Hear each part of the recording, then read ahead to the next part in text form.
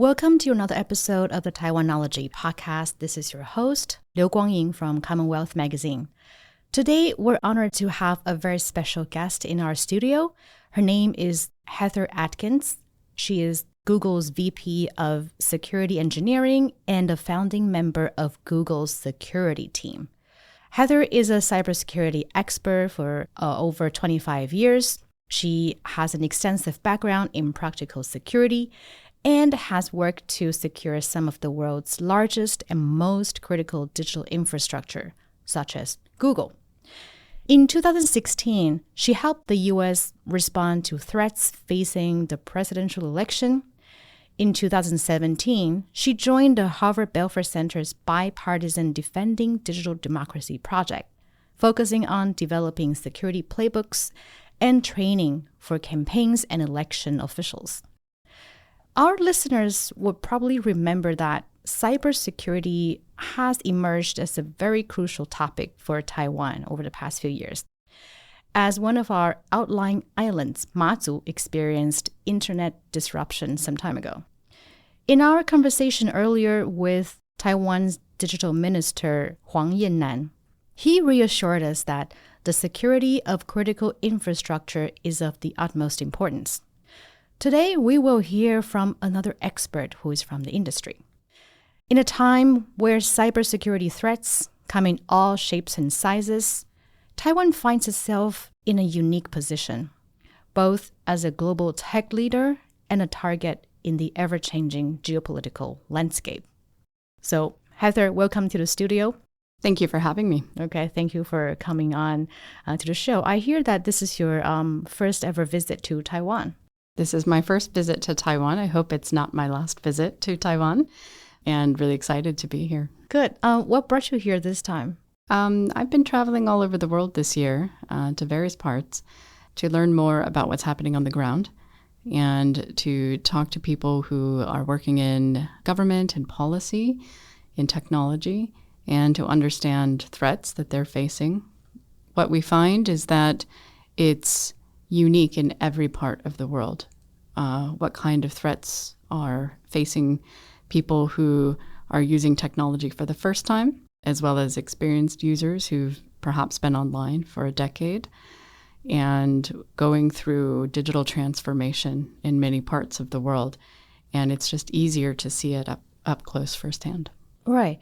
And you're Google's Vice President of Security Engineering and a founding member of its security team. Could you tell us how this security team started? So the security team started at Google kind of around 2002. And when I got there, what I found actually was that everyone was already doing cybersecurity.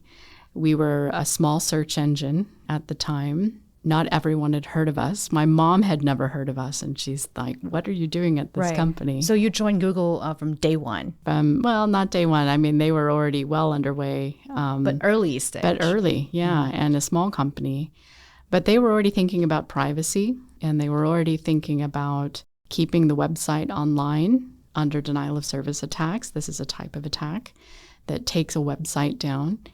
And so I arrived in 2002 when we started building out kind of the first cybersecurity program that they needed for the time, for the kind of business they were in. Right. So 20 years ago, what did cyber attacks look back then and now?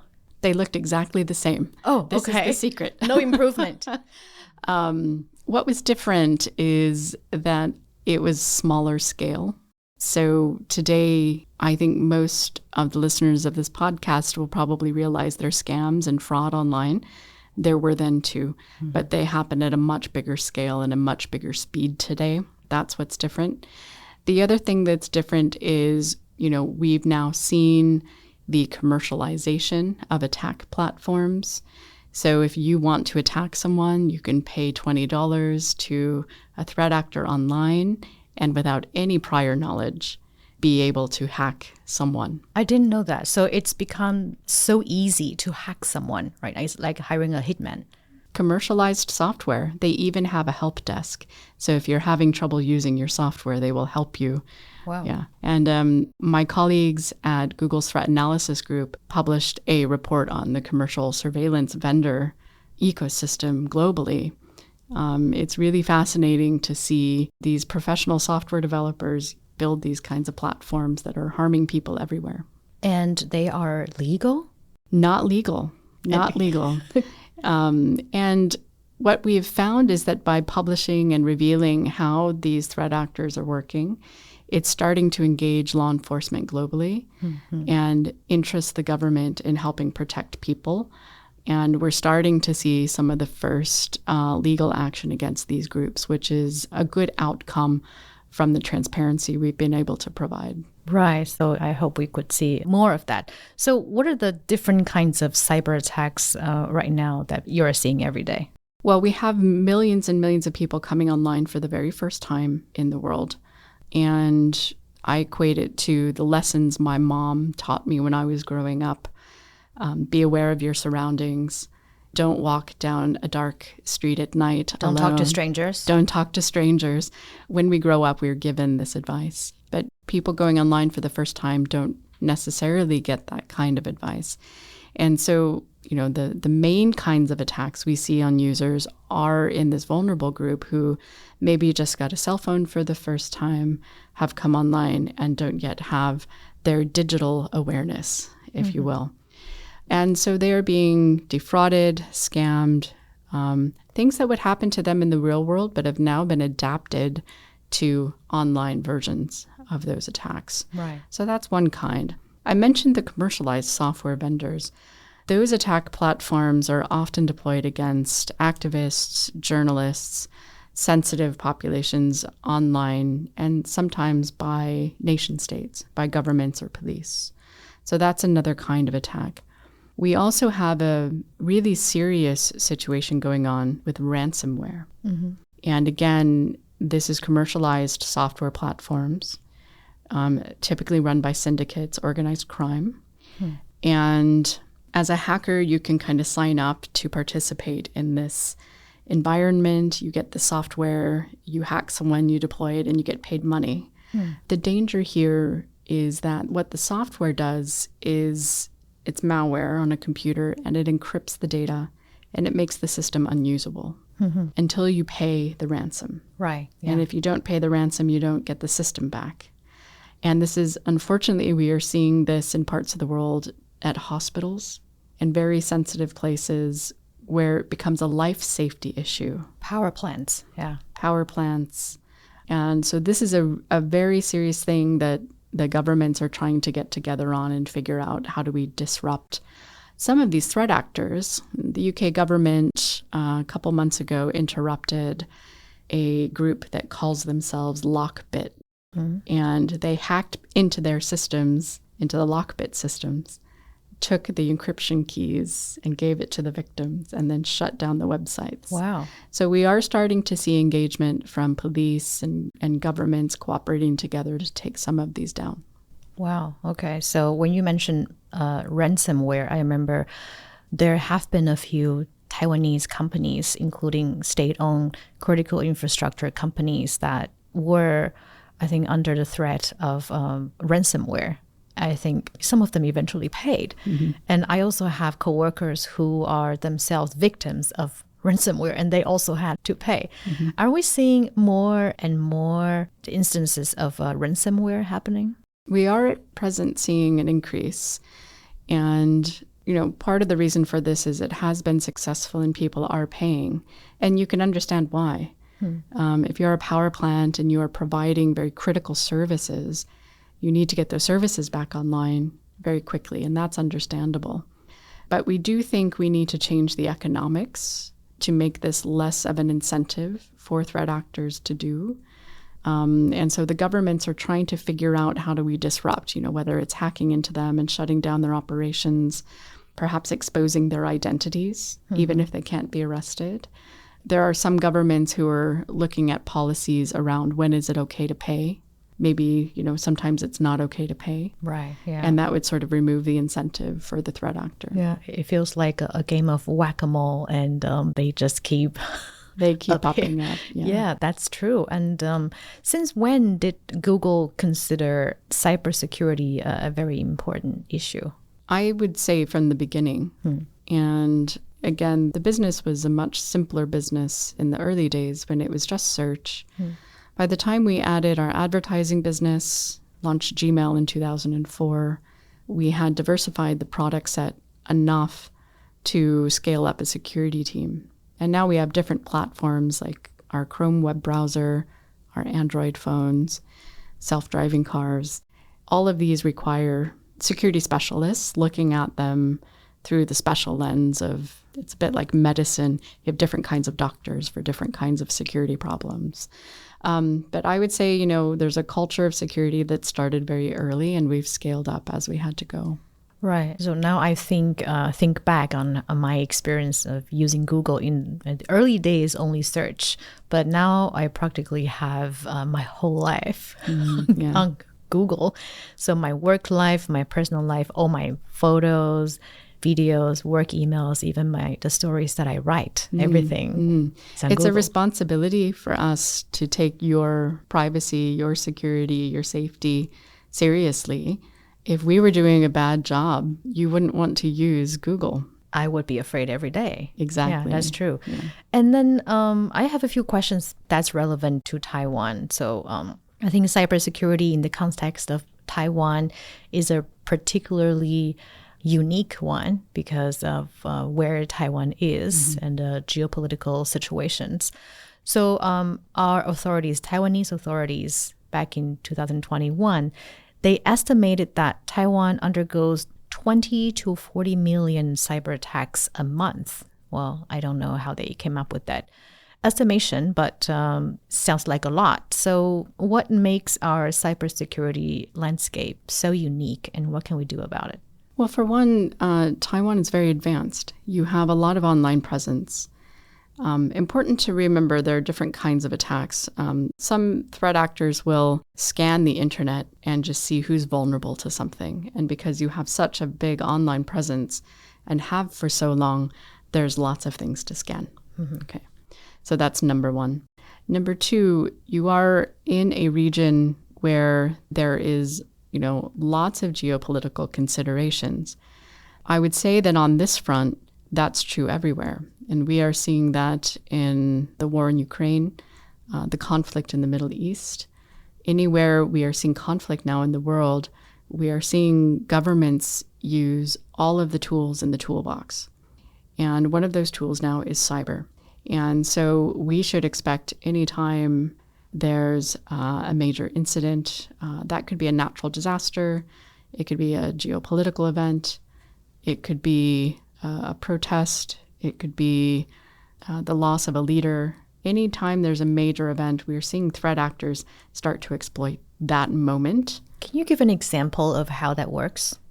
Absolutely. So in the wake of disasters, for example, we might see threat actors set up a scam site to trick people into donating to the disaster, but actually taking the money and going somewhere else. One thing we also know is that during election cycles, and notably in the United States in 2016, we saw this, that nation states are starting to use hacking techniques or cyber techniques as a way of influencing elections. So in the case of the United States in 2016, we saw foreign interference from Russia. So we should really think about cybersecurity in the context of the events in which they're happening. Let's take, for example, Taiwan's presidential election earlier this year. I think there have been some people who were worried that there might be large-scale cyber attack in the form of maybe disinformation or untruthful information. Does that constitute cyber attack? Well, it's certainly online, so a lot of people would consider it a digital attack. I think it depends on how you define cybersecurity and cyber attack. The important thing to note is that it is online, and it's a digital form of a threat, and we should think about it in that toolbox. It is a tool that governments can use, and they are starting to use that. That's not unique to Taiwan. We are seeing that all over the world, especially this year, as so many countries are having elections. Yeah. And let me give you another example. There's an incident that lots of people would remember very clearly. That was back in 2022, exactly 2 years ago, actually, when the former U.S. House Speaker Nancy Pelosi was visiting Taiwan. There have been incidents reported of cyber attack impacting even local convenience stores, that their screens were hijacked and showing messages that were allegedly planted by these threat agents. And what do you make of that, and how should Taiwan respond to incidents like these? Well, I'm not surprised. We have seen this with the war in Ukraine, and actually both sides. When Russia invaded Ukraine in 2022, we saw Russian cyber activity as part of the invasion. And then Ukraine came out very publicly and said, please come hack on our behalf. And actually, people all over the world took up the call to come join the Ukrainian cyber army and have been hacking Russia and their infrastructure, their convenience stores, showing up billboards and kind of digital assets.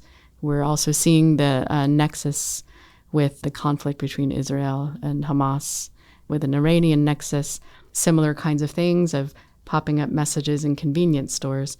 So it's just important to know that this is now a tool in that toolbox.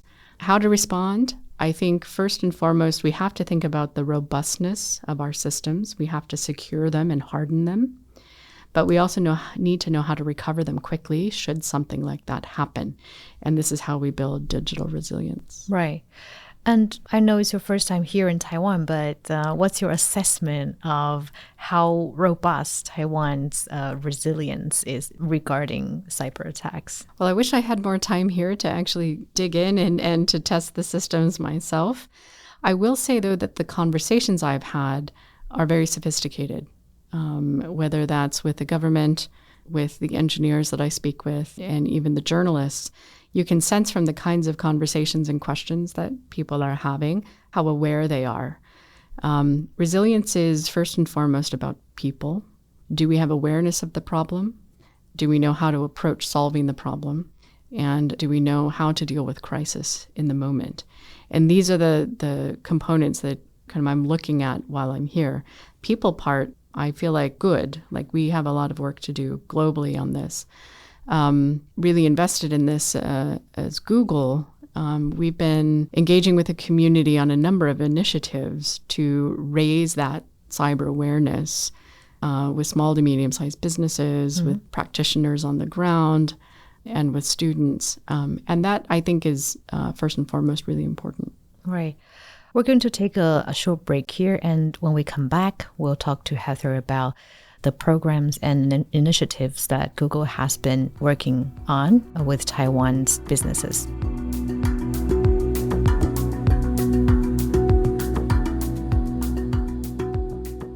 Welcome back to the show, Taiwanology. This is your host, Kwangyin Liu. With me in the studio is Heather Adkins, Google's Vice President of Security Engineering. Previously, we were just talking about what the measurements for Taiwanese businesses they can do to improve their resilience regarding cyber attacks. And Heather, you mentioned that there have been some dedicated programs that are designed to help Taiwan's small and medium-sized businesses to improve their cybersecurity. What can you share with us about that? We have a few programs underway. Last November, we announced $1 million US dollar donation to NICS, the National Institute of Cybersecurity. That's related to Ministry of Digital Affairs in Taiwan. And the idea there is to engage, for NICS to engage directly with small to medium enterprises. In Taiwan. In Taiwan specifically. And go through a training program to upskill the organizations. And thus far, we've kind of reached about 200 and hoping to kind of learn from this kind of first cohort and expand as we go.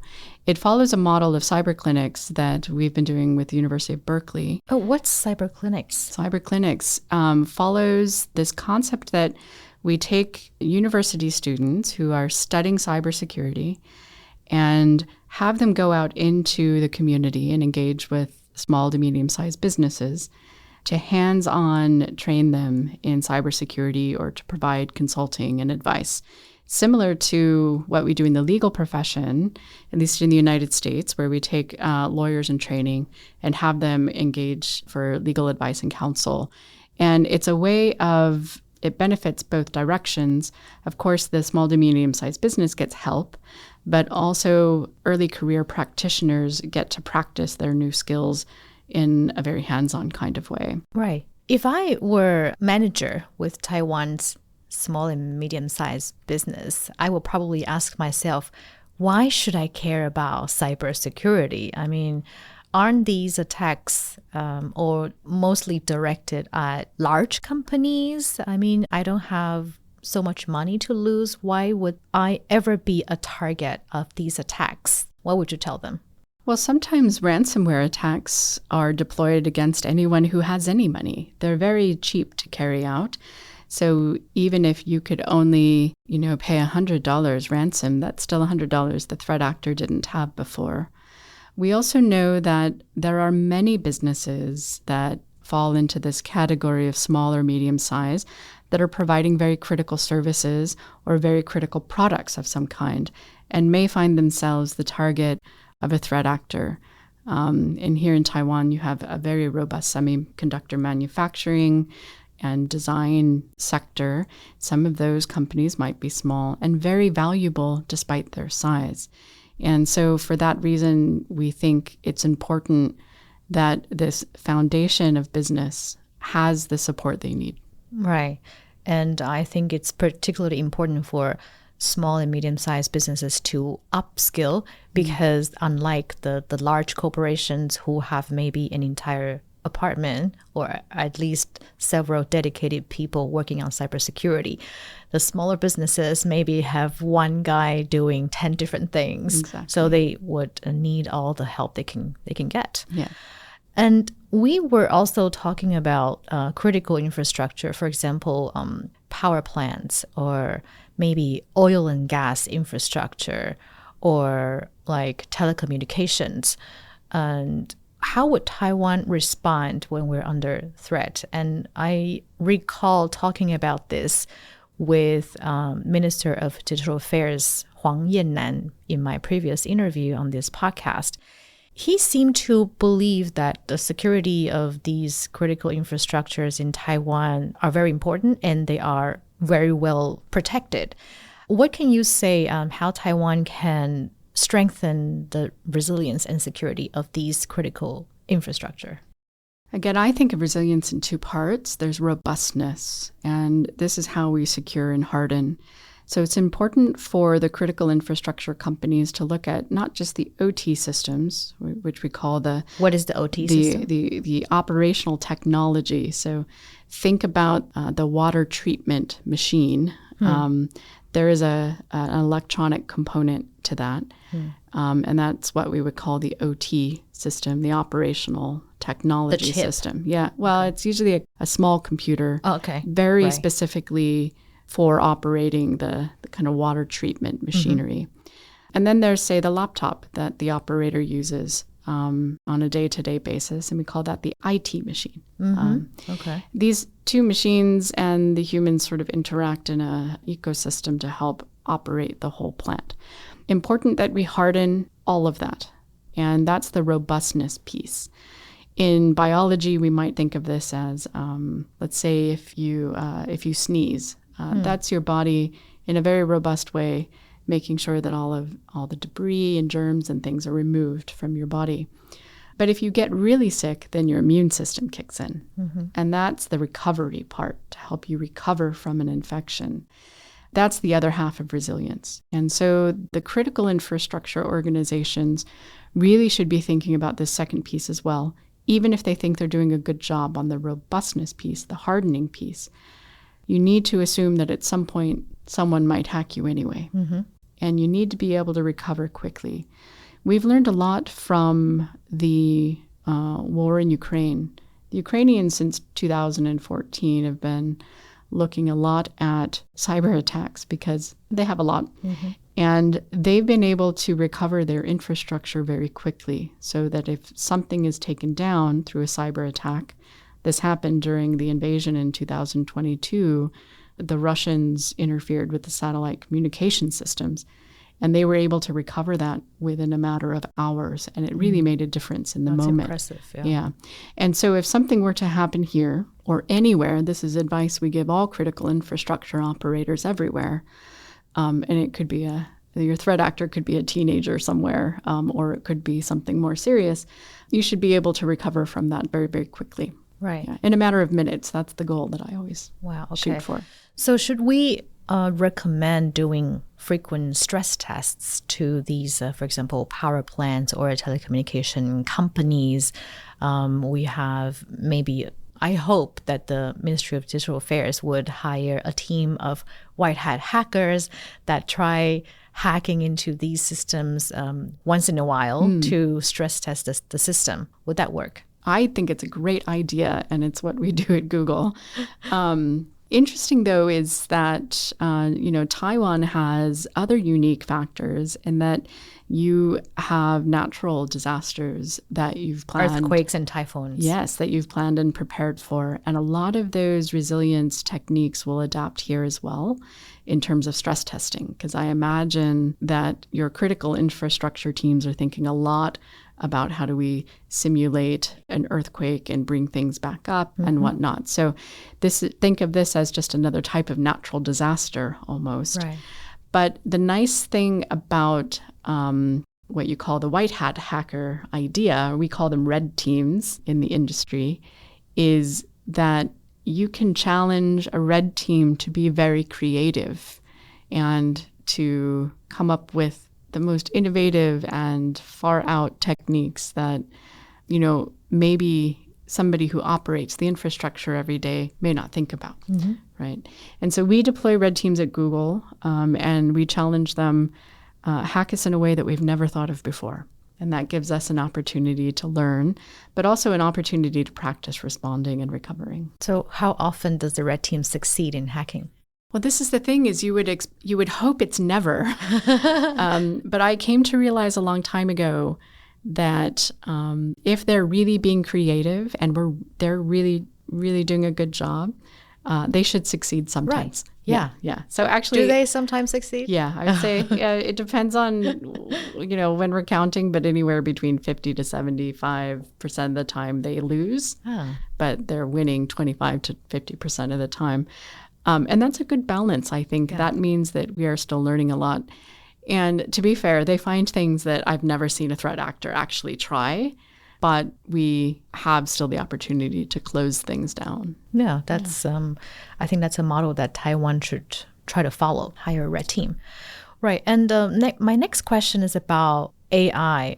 I think a lot of people are viewing artificial intelligence as a double-edged sword. So on one hand, it's helping us improve our productivity, save time, but there have also been a lot of worry of deep fakes and all kinds of new ways of cyber attacks utilizing artificial intelligence.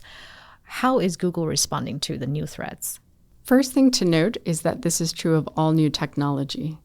When humans first harnessed fire, we had the same problem. We burn ourselves. You could burn yourself or your neighbor's house down if you didn't like them very much.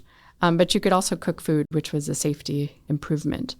So it's important to remember we have seen that with every technology revolution and harnessing. So don't have to panic. Don't panic. We have, as societies, adjusted to every other transformative technology we've ever had.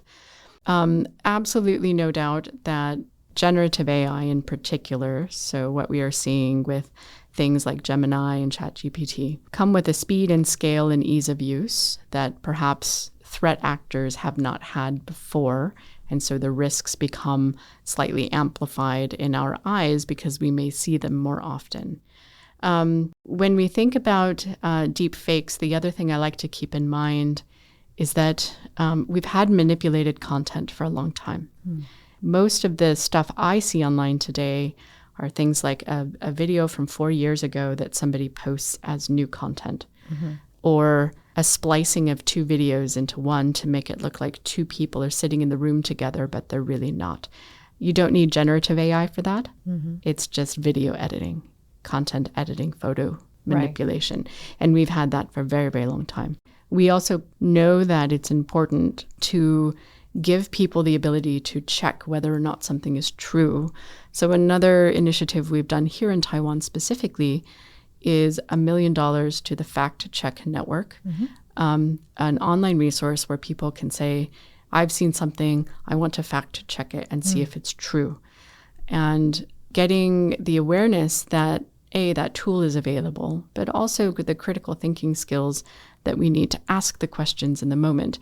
And this is really important. And even, somebody like myself who thinks about this every day, I saw a video on YouTube just yesterday that seemed too good to be true. And I had to stop and think, is this real? Is it real? And so I had to do a little research, and sure enough it was, but it could have just as easily been somebody trying to make me think something else.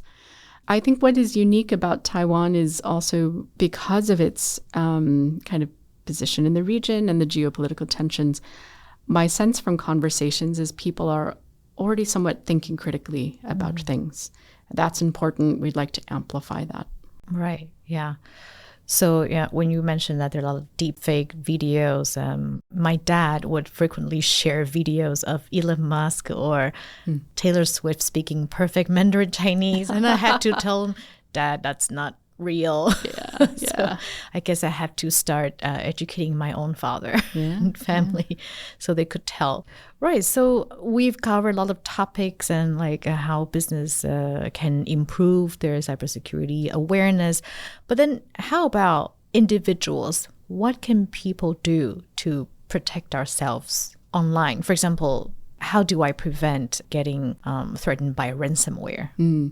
I think first and foremost, we would like everyone to put multi-factor authentication on their online accounts, their email account, banking, etc. So it's like two-step verification? Two-step verification. The most popular form of this is you get an SMS code either in your email or on your phone. Right. What does it do?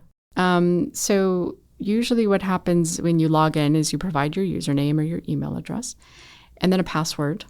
And then you would initiate an additional step on top of that. And so the two-factor code, say that you receive in a text message, is unique to that session.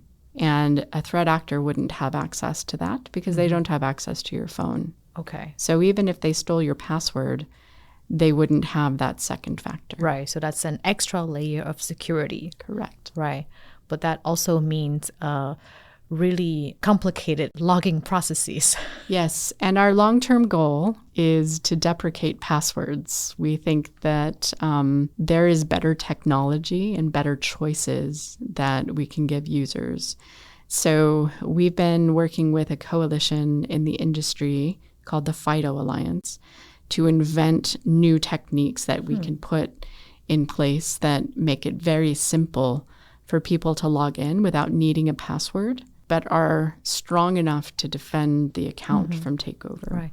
I very much look forward to that. Me too. I might feel like I can retire someday once we do that. Yeah, says a woman who cannot remember her passwords and her logins and always have to click, I forgot my password.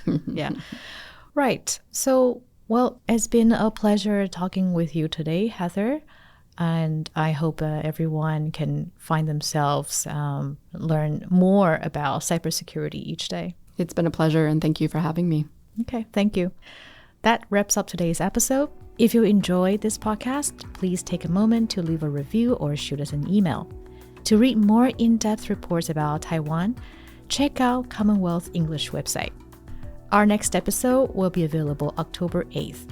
This show is produced and edited by Weiru Wang. I'm your host, Kwangyin. Follow Taiwanology wherever you get your podcast. Until next time.